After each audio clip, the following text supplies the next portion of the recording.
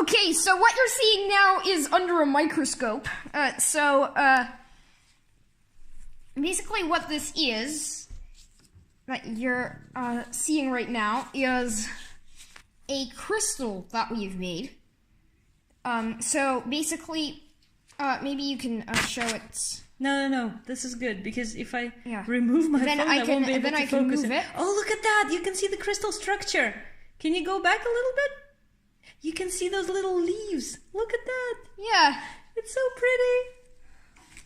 This is a crystal of... You can't... Sodium thiosulfate. Okay. Yeah. That is sodium 2 S2O3. That's the formula. And it has this property that if you put it's colorless normally, the crystals, but if you put it between two polarized sheets of two sheets of polarized film, that's what we did, then it becomes iridescent. So this is it. And Simon has just explained to me how polarized film works. Whoa. Those are just blobs.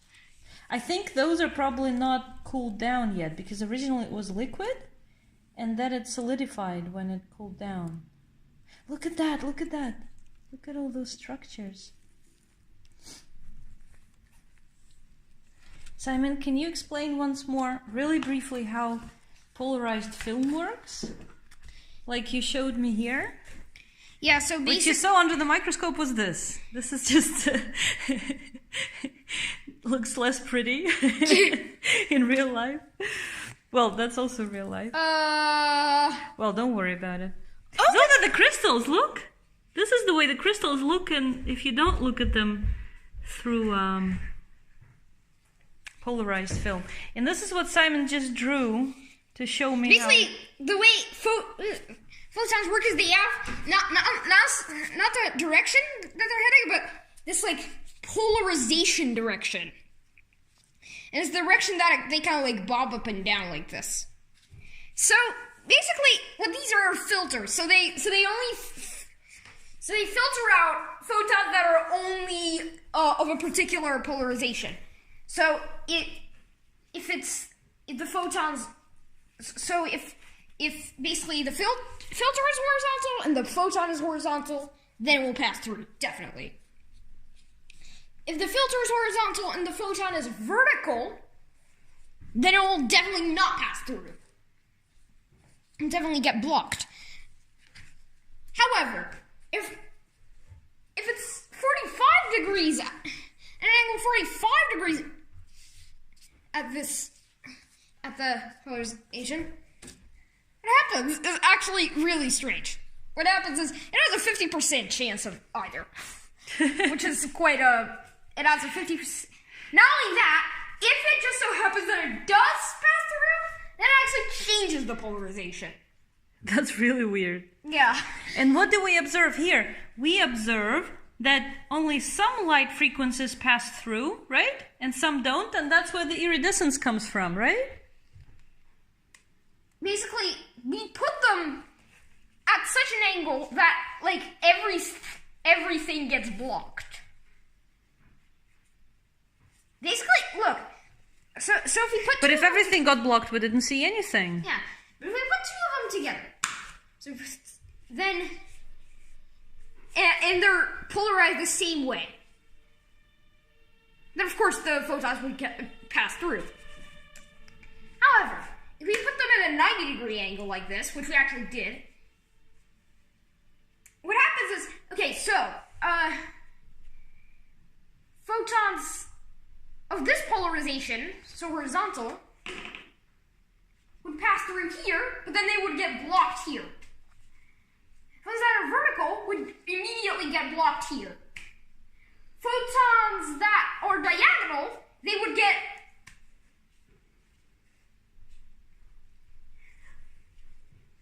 then they would have a 50% chance of passing through here, and 50% chance of getting blocked here.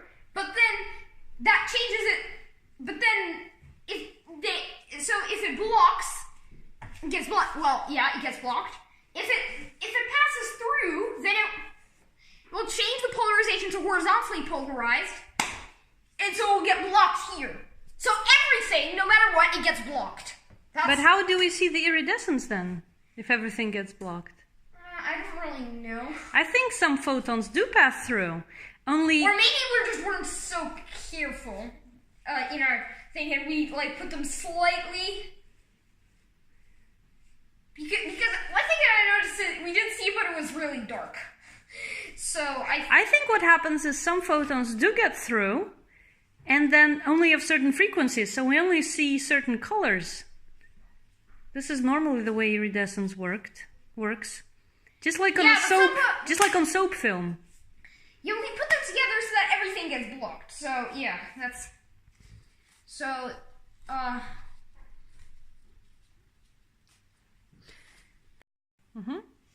Okay, I know what it is.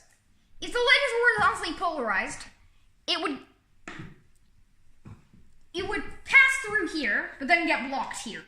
However, we put our crystal in between the two polarizers. Yeah, because we didn't put them under the two polarizers, but in between. So if they're vertically polarized, then they would immediately get blocked here. If they're horizontally polarized, then they would pass through here, but get blocked here. Where? Here. I can't. Here. Underneath. Oh, all right. So if you put them in between, then we have a chance of seeing them if the light is from underneath. Is not vertically polarized. So if it's like this or like this, but not if it's like this. Then if it's like this or like this, but not if it's like this. Then we. Yeah, because what happens is I can't see my hand behind the film, but I can see what's going on in between the two pieces of film. Yeah.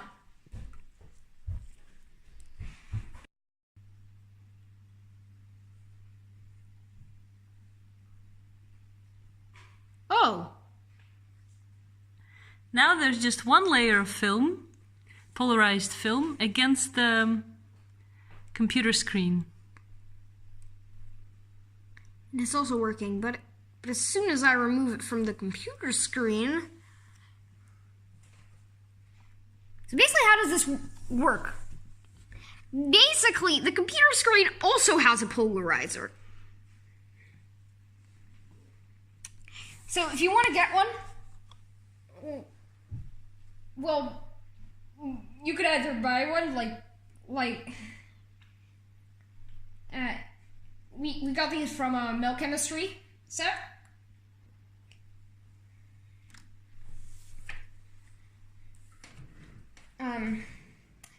But yeah, so yeah, you could also damage your computer like that. Why? So basically your screen just releases white light, but with different polarization. And then basically what the filters do is they filter out certain light, and so that's how you see your screen. So that's so there's a polarizing film. And so if you remove the film from your computer, you would just see white. However, if you put just like 3D glasses or something like that. Polarized glasses, you can buy them. There are polarized sunglasses. Then you would see your screen solely again. And nobody else would. And nobody else would see.